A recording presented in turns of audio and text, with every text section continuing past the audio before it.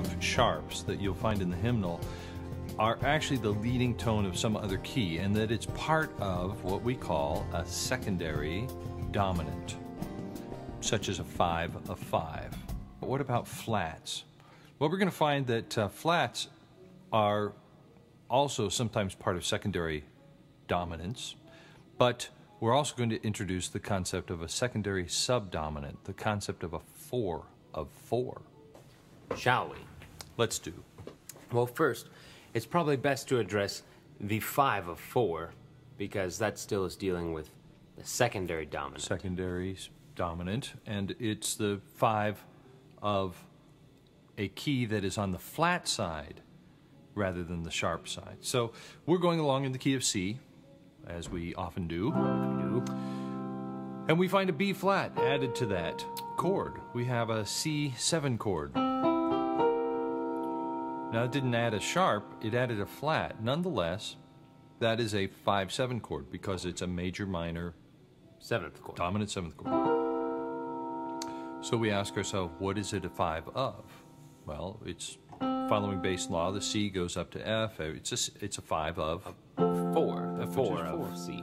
But the accidental this time wasn't the leading tone of 4. The accidental was the 4th scale degree of 4. Remember how we learned the circle of fourths, that it always, backwards through the circle of fifths, when we add flats, it's always the 4th scale degree. You know, the most unstable two pitches are 7 and 4.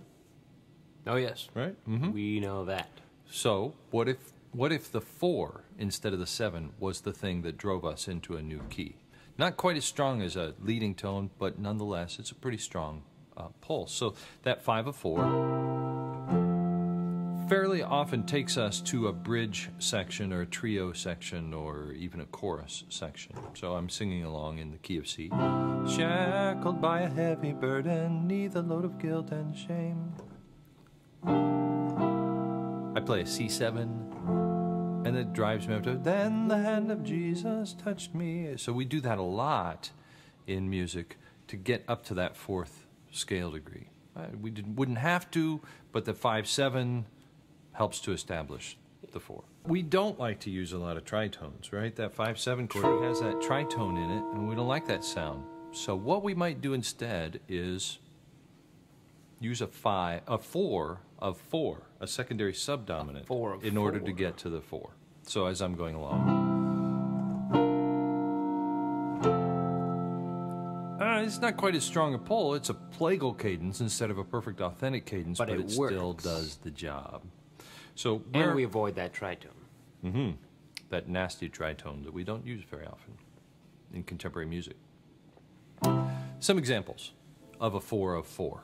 There aren't a whole lot, but since the late 1960s, we use that as part of the contemporary sound. So it's at least as common as a secondary dominant these days, I'd say. So I'm going along, great is the Lord.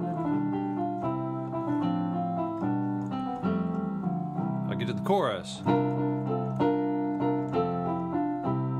What is that? B flat chord. B flat. C. And then I go to an F chord. What would that? How do we explain a B flat? There is no B flat chord in the key of C. But there certainly is a B flat in the key of F.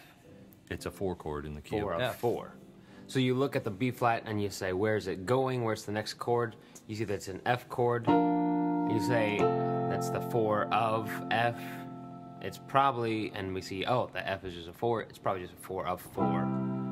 Secondary subdominant. And then maybe we go back to the key of C again. I mean, go back to a C chord. No big deal. But what we did was we sort of had an extended amen cadence, if you will. Then we had a 4 of 4, and then the 4 back down to 1. Just like a 5 of 5 goes to 5, which goes back to 1. So in the same way, we sort of nest secondary subdominants. Let's hear some more examples. 1. 4 of 4. We say, oh, that's a flat 7. No. Because this is going to the 4. And you're not allowed to have a flat 7. That's cheating. As far as Roman numerals are concerned, Now, you can use those in Nashville numbers, but it doesn't explain how it's used. So the way we explain a flat 7 chord is to say it's a 4 of 4. G, C, F, C. You hear it? 4, 4, 4. All right. I feel like it, comparatively speaking, I don't know that I would call it sad, but it's on the dark side is how I like to view it.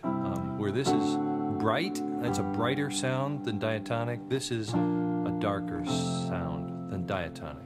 Perhaps because in the key, if we were in the key of C, the only other time we'd see a B flat major chord would be in the key of C minor. You have a lot of shared accidentals with the minor. You kind of have that sad sort of state. Yeah, almost like the blues.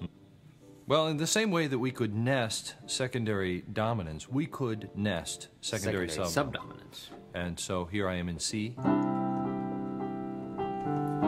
E flat, B flat, F, C.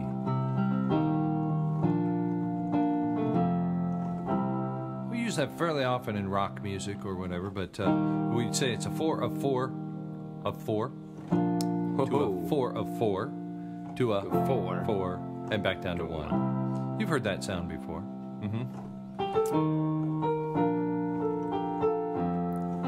Michael W. Smith do that. He did a lot of that. Sequencing retrogrades, you might call that. You might not call it that because you might not know what that means. But now you'd call it that because you just got a label for it. Nested secondary subdominant. In rock music, fairly often we use what is called Mixolydian mode. Flat 7th scale degree.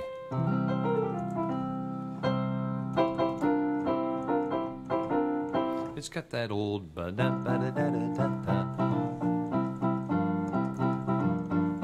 All right, we fairly often in Cuban and Latin music use that Mixolydian mode. It is the lowered 7th scale degree, borrowed from the blues scale, instead of having the really bright leading tone. Now, pretty soon we'll talk about the rise and fall of the leading tone and how sometimes we try to avoid using that leading tone because it's so bright, so harsh. You know, about the whole teasing thing. You get to the leading tone, it has to go up. So how do I elongate a 5 chord, for example? My melody is going along, and it wants to rest on scale degree 2 with some sort of 5 chord. Da-da, da-da-da. I want to spend a couple of measures on that. And 3, 2. Well, I used a 5 chord, but that was a long time of sitting there with a leading tone. So the first thing that we do is we make it a 5 with a suspension.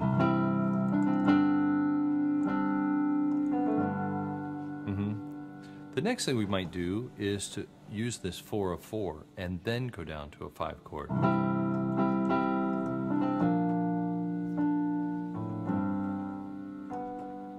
Does it sound familiar? When I need to stay on scale degree 2, it's a substitute for a 5 chord.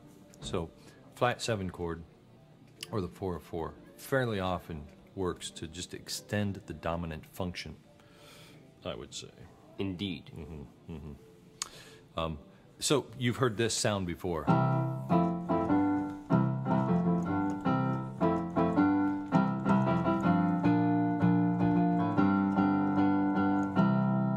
What was that? That was 1 and then a 4. It's actually a 4 major 7 and then a 5 chord, and then when I want the scale degree 2 to be held out for a couple of measures, I use that flat 7 chord. The 4 4. And then I go to a 5 with a 4-3 suspension. So I eventually get to that leading tone, but I didn't want to get there too soon. So that's a pretty common use of flat 7 chords or 4 of 4 chords, is to extend the dominant function. Well, there you have it, the 4 of 4.